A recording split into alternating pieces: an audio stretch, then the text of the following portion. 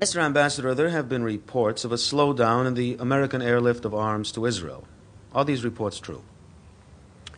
Well, the Secretary of Defense addressed himself to this question in his press conference yesterday and said that the air supply effort to Israel was going on at approximately the same rate, about 20 flights a day, and would continue until a sea lift could take over, probably in about 2 to 3 weeks.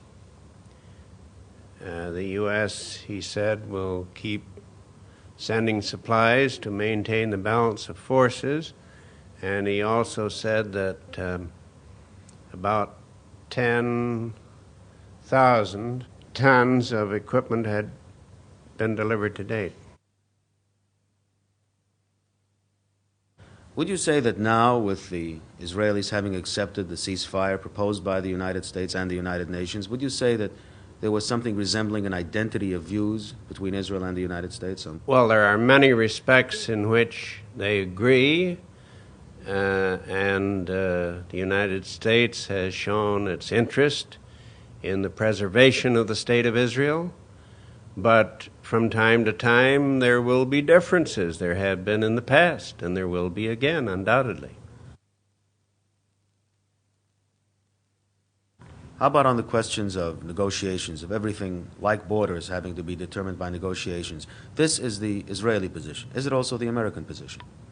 Well, I think it's the American position that one of the matters to be settled is the border question. And that this should be done by negotiations? Yes, the United States favors, as does the Soviet Union, negotiation between the parties. Those are the words used in the resolution which was adopted unanimously. Mr. Ambassador, as you know, one of the Israeli fears has always been the possibility of an imposed Middle East solution, as it was in 1956. Do you think the United States would impose such a solution on Israel? The United States has made it very clear that they would be opposed to imposing a settlement on anybody, and they would be opposed to any other superpower imposing its will on any party.